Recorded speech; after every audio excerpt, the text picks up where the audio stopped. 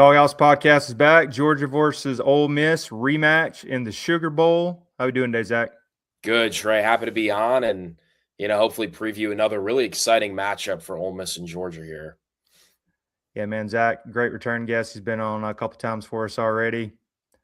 Yeah, I wanted to, before we jump in here real quick, I wanted to kind of ask, so I know whole Lane Kiffin going to LSU, and what I guess what I was reading interesting, real interesting was Pete Golding. I know he's the head coach right now, the interim, so he'll be the one going forward. Yeah. So in the process of Lane dragging out the situation, you look around the country and you think of the really good candidates. You got Golish from Southern Florida. He obviously went to Auburn, and then John Sumrall, who ends up going to Florida.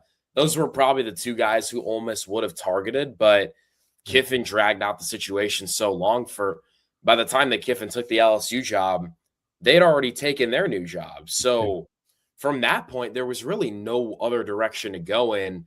You take into account that Pete Golding has several ties to the state of Mississippi. His wife is an Ole Miss grad. He's going to raise his family there. He's not going anywhere. And that he's an elite recruiter.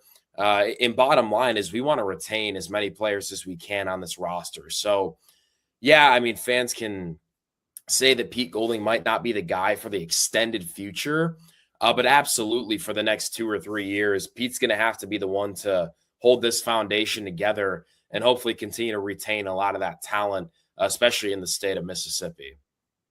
Yeah. From what I read, he's definitely going to be a go-getter and Ole Miss guy, seems like. I guess my question I want to go is I know some of the LSU staff, or not, Ole Miss staff was going to go over to LSU with Lane, so I kind of wanted to see what I was reading the last week. Is that going to be a distraction, and like how motivated are they going to be, and where the coordinator's actually been focusing on the game? I know a lot of moving parts, so I wanted to see kind of on Ole Miss's end. Yeah, that's been a really interesting topic of discussion, Trey, especially since we don't really know. I mean, yeah, it feels weird, right? If the LSU staff is coaching the team in the playoffs, it feels like there's going to be some sort level of poaching / tampering going on. But bottom line is someone has to coach this team offensively. So that's kind of where I'm at. And I think in the Tulane game, you go and look, and the offense looked the exact same, right? If not better. So Charlie Weis Jr. is doing a good job. Charlie Weis Jr. is not necessarily my concern, but, a guy like Kewan Lacey, the running back, it's like, do you let the running backs coach back into the building knowing that LSU is going to try and get him in the transfer portal immediately? So there's a lot of gray area there, but for this season, I guess I would probably do the same thing because you need guys who are going to coach this team while you have a chance, because bottom line is you're still in the playoffs, even if despite Lane Kiffin leaving, even though the percentage chance is small, you still have a chance to shock the world and win a natty. So you might as well make the most out of it. But yeah, it's been really strange and hopefully a situation that gets resolved quickly in the NCAA. But knowing that organization, it probably won't. So I wouldn't be surprised if we see this somewhere else, unfortunately. Yeah, it's crazy times. Did want to ask, you guys took care of business, looked pretty much almost the same as the first meeting with Tulane, but what was the kind of the reaction and feedback from the 41-10 win over Tulane, and when any kind of changes, or what do you think the team looked like? Yeah, really promising game. Like I said, the big question was, is the offense going to look different because Lane's not there? And the short answer is no. And I think it really comes down to the players, Trey. I mean, when you have a guy like Trinidad who's able to make a lot of plays simply because he has a really good pocket presence and can maneuver the pocket and run as if he has the speed of a running back, plays are going to happen regardless of who's coaching the team. And Trinidad showed that. Kewan Lacey, again, did a phenomenal job. He was battling a little bit with his shoulder there. That's definitely something to look out for from the Georgia side of things. But again, no, the defense looked great. We kind of expected that. When you have a defensive guy who takes over the team, you can expect that group to be fired up. And then on the offensive side, same deal, right? I mean, Kewan was involved. The passing game was great, and Trinidad Chambliss did his thing. So you'd hope that they're able to translate that into this Georgia week. But definitely going to be a different game from the first time around in Athens. Yeah, you guys definitely took care of business and looked really well, really good. I did want to ask real quick before, since everything kind of happened and it's been several weeks now, when did you kind of know that Lane Kiffin was going to go to LSU? Because I know it was probably the most talked about coaching hire recently and all the drama and everything. And then kind of how does, Ole Miss as a program and fans kind of sit with the whole Lane Kiffin departure? Yeah, it's not a good feeling, I would say, Trey. I mean, you take a step back, the money, it wasn't that much of a difference. He's going to make a little bit more at LSU, but it wasn't enough to say, hey, I'm going to go change my entire career because of that. And that's my opinion. Lane had a chance to really become a staple in college football and build his own program, similar to how he talks about these discussions with Pete Carroll and Nick Saban that he had. Those are two guys who made their money off becoming the dudes at USC and Alabama, and he had a chance to become that guy at Ole Miss. And now he's going to an LSU program that if he wins a natty, job done, unbelievable work. But that's been done before. It's been replicated at LSU, whereas he had a chance to really create that same product at Ole Miss, become the first guy to really, step into the college football playoff era and say, hey, I'm Lane Kiffin. This is Ole Miss, and we're finally here. He stepped away from that. No big deal. I think the Ole Miss response to that is continuing to fundraise a lot more money that's ever been fundraised before. I think you're going to see direct results of that in the transfer portal, and a lot of motivated fans who are now used to that success and want it to keep going. I don't know if Ole Miss is going to be a college football playoff team next year. There's going to be a lot of changes, but I would anticipate the level of draft picks and talent on next year's roster to be pretty similar when you look back comparing to this year and last year as well. But yeah, I've told my friends, and I've said it myself, Trey, I don't think I've ever disliked a team as much as I dislike LSU right now with Lane Kiffin at the helm. So it's going to be interesting. It's going to be really interesting, especially when they come into town next year.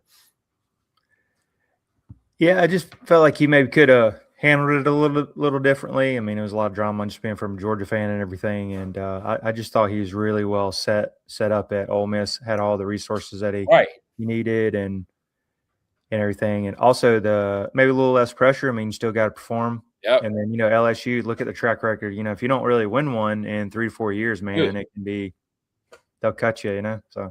And crazy enough, I mean, Lane Kiffin has, in my opinion, 8 NFL guys who are playing in the NFL on last year's roster, probably a top 5, 7 roster in the sport, and he doesn't make the playoffs. I mean, can you imagine if he had last year's talent at LSU and didn't make the playoffs? Yeah.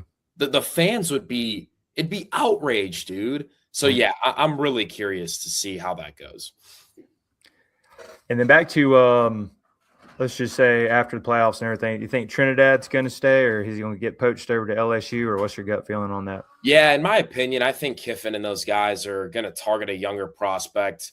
And Van Buren over there might be that guy, very similar tools as Trinidad, but I think they want to develop someone for several years to come. I'm also pretty confident that because of the relationship Golding and a lot of the recruiting staff has with Trinidad, if he gets the waiver, I do think he would stay. I say that with relative confidence based off what I'm hearing. But again, he hasn't heard anything, and the transfer portal opens on Friday. So the clock's ticking in a weird way, and hopefully Trinidad can get that answer by the end of the week. Yeah, that'd be interesting. And it'd be the whole thing about some of the teams that are in the playoffs kind of navigating the whole transfer portal thing. It's a nightmare, dude. I mean, like Ole Miss has a guy visiting January 3rd, and obviously Georgia's doing the same thing. It's like you probably spend half your day prepping for the Sugar Bowl, and then the other half you're bringing in recruits, transfer portal stuff. Ole Miss working on a new staff as well. Like, it's just college football is just not in a good spot right now. Yeah, completely. Yeah, especially with the scheduling, it's a mess. The only good thing I think out of the past year that they did agree on is having only one transfer portal window. Totally agree. The only thing.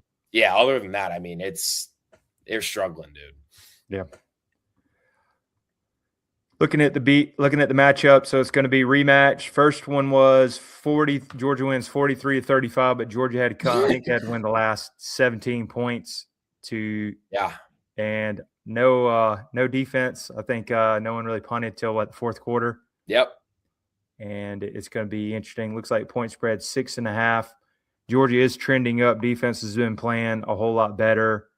And I know you guys mentioned Lacey. Any other maybe injuries from the Ole Miss? How'd you guys come out unscathed, or any other injuries coming into it? No, that's the primary one to look at. Kewan, I mean, he's practicing, but Ole Miss would do the same thing. If they heard Nate Frazier had a shoulder injury, they'd probably try and tackle Nate Frazier a little extra harder. And you can imagine the same thing's going to be applied for Kewan Lacey. So bottom line is you got to keep him upright for the whole game, not only as a runner, but I mean, he's one of the best pass blockers in the country in terms of the running back perspective. So aside from Kewan, no one pressing, but still, I mean, that's a pretty major injury update. Definitely one to stay tuned for throughout the game. Yeah, for sure. And I guess from what you maybe seen from Georgia, I know we are getting better on defense. Where do you think Ole Miss, a lot of success in the first game, are going to try to maybe focus on the offensive side of the ball with Trinidad? He's very mobile, very dangerous and explosive. Where do you think he's going to focus in, maybe try to put Georgia off their heels? Yeah, I think you have to let Trinidad maneuver and let him extend plays. You can look at the history of Georgia games, even dating back to last year, what Riley Leonard did in that Sugar Bowl game. Look at what Trinidad did in the first matchup. The quarterback has to be mobile if you want to have a chance to beat these guys. You see how they're playing absolute dominant performance against Alabama. Bottom line, Ty Simpson, a guy who thrives in pocket passing, looked absolutely clueless in that SEC championship game. Trinidad has to move. There's got to be motion. There's got to be an established run presence. Kewan Lacey runs for 2.6 yards a carry the last time they play against Georgia. That's not going to get it done in really any college football playoff game. Kewan's a guy averaging 5 yards a carry. So when you split that in half, they're going to struggle to set up the pass game. And that's exactly what you saw there in the fourth quarter in Athens. And then on the defensive side of the ball, obviously a pitiful performance the first time against Georgia. But look, a couple guys have returned back from injury. Jalen Braxton's a corner who's probably going to have to play the game of his life. And Andrew Jones is a linebacker who really didn't start playing until that second half of the Georgia game. And then the Ole Miss staff realized, wow, he's probably our best run defender. So you'll see him, number 44, heavy on first and second down, very downhill linebacker, not great in pass coverage. But, I mean, you need someone to try and limit Nate Frazier, who I think averaged maybe 6+ yards a carry in that first matchup, which absolutely cannot happen if you want to win this time around. Yeah, I think it's going to be maybe another shootout again. And Georgia is trending up. The defense, I don't know what it was. I think it even started with that game. They maybe switched some things in the secondary. A lot of guys grew up because they were a very young team, but the defense is doing really well. Top 5 against the rush. So they stop the rush. They usually make a lot of these teams one-dimensional. That's what they did against Alabama, -3 rushing yards, which was impressive. And then I know the only thing I'm kind of worried about in this game is coming the rust, because they did struggle last year against Notre Dame. So it could be good and bad. I think Kirby tried to change up some things. I agree. Do some more simulated games. And then from what I was reading from the practice report, we're getting back some guys I was surprised. Ethan Barbour, who had a bad injury at tight end. Colby Young's probably the really shocker, coming off pretty much a broken tibia. He's somehow back. I don't know if you get him a lot, but you might get him in some packages similar to George Pickens when he came back the year against Alabama. So we're getting healthy. The one I'd really want to know, because Kirby's been kind of keeping it to his best, is if we get Drew Bobo in any capacity, because you heard he's definitely done for the year. And Kirby said, we hope to get him back. Right. Malachi Tolliver did really well and fill in against Alabama. So I know, center is always important. So that's something to watch. So I'm feeling pretty good about it on that end. But I guess the rust and kind of where the mindset is for Georgia heading in is what I'm kind of focused on. Yeah, I do believe that after the first quarter, you're gonna get a really good idea of where this game's headed. Um, and with that being said, the Ole Miss, I mean, the message remains the same. I don't think it's gonna happen, but let's say you get a 14-3 lead or a 21-10 lead, like any score that you're up by 2 scores. Hang on for dear life because Georgia is going to come back in any sort of capacity. You know it's not going to remain that way. And the same thing applies if you end up going down. Like you have to keep applying the pressure and trying to score points as fast as possible. But yeah, this is going to be, in my opinion, Georgia's the best team left in the college football playoffs. So on the bright side, if you beat them, I have confidence you can beat anybody. Yeah. But you have to do a lot of things right in order for that to happen. Yeah. Yeah, we'll see on that. And then since it is in New Orleans and it's the first time college football appearance for Ole Miss, what do you think the crowd and the attendance is going to be like? You guys pumped up on your end, or you think it'll be Yeah, more 60-40, 50-50? I think Ole Miss leans a little bit more only because of, and I say this with reasoning. I'm not just out here spewing nonsense. You look at the past crowds of the Sugar Bowl. The last time Ole Miss was there against Baylor, go look at videos of the crowd. I mean, it's 75-25. New Orleans is just, it's a hot spot. It's a hub for a lot of Ole Miss people, considering Mississippi's right next to it. And then the fact that a lot of Houston, Dallas Rebs are right there as well. And then you take into account that it's the first time Ole Miss is ever in the college football playoffs. I give them a slight advantage, not a huge one. I know Georgia travels like no one else in the country. But I think it's going to be interesting. I don't think it's going to be a major difference at all. But if you had a gun to my head, I'd say, yeah, it leans Ole Miss a little bit. Yeah, that's what I've been reading too. I was also reading it's one of the most expensive college football tickets compared to the other ones, which is interesting. I think it's averaging like 200 plus. Dude, it's unbelievable. And I will say, you look at the location, all the other games, like you got Alabama and Indiana traveling to Cali. Mm-hmm. And then is Miami the location for Texas Tech and Oregon?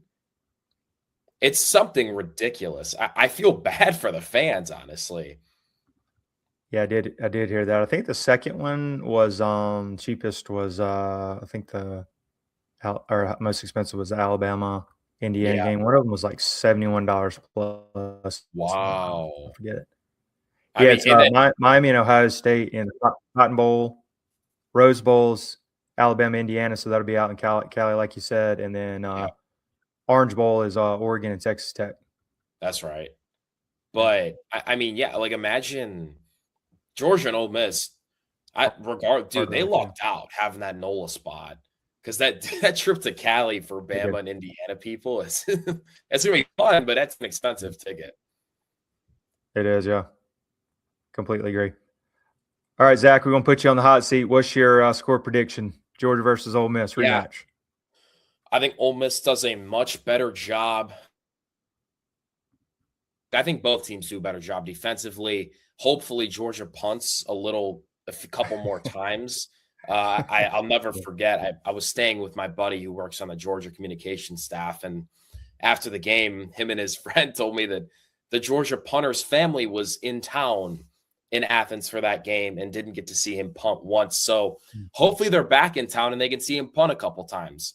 But at the same time, I think Ole Miss is not going to be playing to that level offensively. I'm going to take Georgia 31-28. I think Ole Miss covers. I think it's competitive. I think it's going to be a really fun atmosphere. But I think Georgia's clicking right now. Kirby's going to have them boys ready. And I think this team looks legit. And Ole Miss, not saying they can't win, but they're going to have to do a lot of things right, like I keep saying, if they want to have a chance at this game. Yeah, I can definitely see that one. I agree with that one. Yeah, I'm going to go with mine. I think Georgia's trending. The defense has really grown up.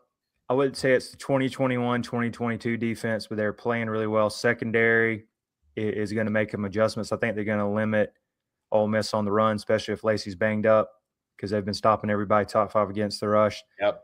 Gunnar Stockton, he plays really well in big games. I know he struggled recently against Georgia Tech, but looked great in the Alabama game. This time off, it has given them focus on some things I think you might see some younger guys in the rotation. They're getting healthier, and Kirby's just got them focused.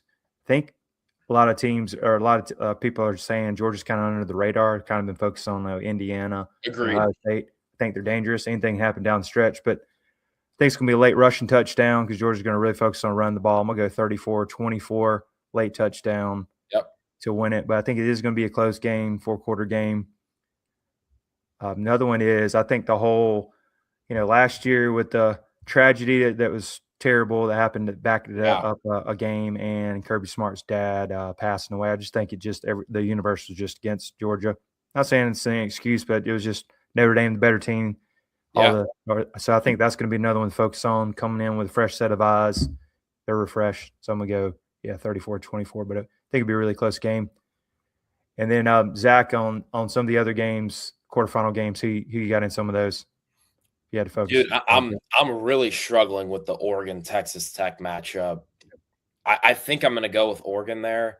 Lanning and the guys are really well put together, and I think they're really motivated. Not that Texas Tech isn't, but Oregon's been here before, and especially after what happened last year against Ohio State, which was absolutely embarrassing for them. I think they're ready to go. They're locked in and hopefully have a much better time taking care of business in the second round.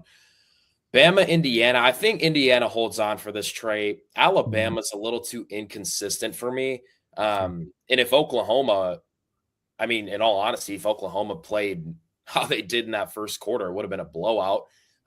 If Mateer makes a couple better decisions instead of just throwing picks and pick sixes.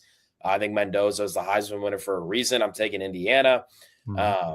Obviously, Ole Miss, Georgia, we just talked about that. I think UGA comes out. And then Ohio State, you look at what happened after last year when they lost against Michigan. A similar deal. They lost a heartbreaker to Indiana. I think they come out absolutely ready to go, guns blazing. I think they take care of business against Miami. Yeah, definitely agree. I'm with you on those.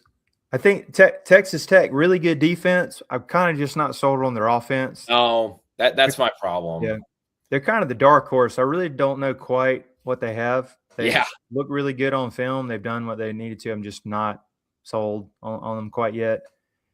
I think I'm with you on that. Alabama, I think you're going to run in Indiana's good everywhere, and you can't run the ball. And I still think this is not something you can really change, because you're going to can't run the ball and you're going to be one-dimensional. And I think Indiana's going to really focus on that. Mendoza's a problem. I see Alabama hanging around in there and making the game, but I just think they run out of bullets eventually. I agree. We talked about Ole Miss, Georgia. And then I am interested in Miami, because Miami's got a really good defense. That's true. And they got the same talent equally, but I'm with you. Ohio State might be a buzzsaw and just they might make another run like last year, especially coming off that loss. They're sitting there kind of focusing in on that. So I like Ohio State, but it could be a little closer, and it kind of depends on what Carson Beck do we get. Does he turn the ball over and force it in there, or does he get hot? So I'm kind of with you on that, but I agree with the same picks on that. Yeah, it's going to be fascinating. And Trey, I don't know about you, but I am loving having the last game of the day. Because, look, if we play first and Ole Miss loses for me or Georgia loses for you, it's like the day is ruined. Like, I don't even want to watch the game. So now we can kind of sit back and put our emotions aside for a little bit and just enjoy the first three games before that 7 p.m. kick. Or 4 a.m. kick for those in Qatar like you, Trey. Yeah, appreciate that. And then the getting the little appetizer, Miami against Ohio State on New Year's Eve, that'd be good too. Yeah. Again, the Miami defense, it should be a closer game than I think people think. Yeah, I guess if I was betting, man, I might take that 9.5 if you get it at 10. That's a big one. And then one last question for you, Zach. I wanted to see, what do you think about over the weekend, Kyle Whittingham to Michigan hire with the whole Michigan debacle? But what's your thoughts on that? Really weird situation, first and foremost. And it sounded like he wanted to stay at Utah, and they kind of just shoot him away. I'm looking at social media, and Utah fans are relatively pissed off, which is never a great sign for any university. And then Michigan, this whole thing has been absurd. I'm pretty surprised that Underwood and a lot of those guys are coming out and staying. I know the recruiting staff and the positional coaches are all staying the same. But this has just been a ridiculous situation. And I'm curious how that works out, man. It's been weird. And again, kind of probably not the best look for Utah, especially in a year where I don't know who you go to replace him. You know what I mean? Yeah. I thought it was, I mean, looking at it, it was an interesting hire. So X's and O's and winning, he did a lot better at Utah with less resources. So I think that's a positive. I don't know if it's a long-term solution with his age, if you get 3-4 years out of it, but it could be a good stepping stone. But he runs a clean program, so you're going to help with the whole debacle what they had previously. So I think that's a safe hire, but you might be, if he can get that kind of 9-10 win, 8-10 program, like you get him going, set it up for the next person. But yeah, I mean, or you never know, he could stay a while. But he did really well with Utah, and he always got the best out of his teams with talent. So I agree. Might be better with different resources. So yeah, again, Michigan is a premier program, and you hope that a guy who can finally restore, like you said, the feeling of cleanliness and doing things the right way can take that same approach and hopefully win some games for them. Yeah. I think he was the longest tenured current college football coach, which was great. 20 plus years. I believe. Wow. So. Don't quote me on that. I believe though. He was there ever since. Urban Meyer, he replaced Urban Meyer at Utah. That tells you. Oh, wow. So I think I read that. That's insane, dude. Yeah. So. Okay, I can see why. You know what, dude? If I was a fan too, I'd be like, "What are we doing?" He always did. He always did everything clean there too. No issues. Off field or anything. Yeah. Yeah, that's really strange. Well, I guess we'll see. Yep. And then Zach, how do we follow you on social media? Yeah, guys, you can tune into my Twitter at Zach Mareth, same spelling. Sorry about my dog barking upstairs. TheRebelWalk.com, the Rebel Walk YouTube, all that good stuff. Trey's got it pulled up for you guys. But yeah, tune in. We got people going to the Sugar Bowl. And I told him, hopefully we somehow pull out this miracle. I'll be there tuning in live in Phoenix, which would be an absolute blast. But again, thanks for having me on, Trey. Always a pleasure, man. Yeah, man, appreciate it. Over 50,000 followers, Rebel Walk. Also, their YouTube's over 1,000 subscribers. That's always great. Follow them. Check them out on that. Appreciate you, Trey. Yeah, man. Happy holidays. Hope it's a good game, Zach. Yes, sir. Let's do it. Thank you, guys.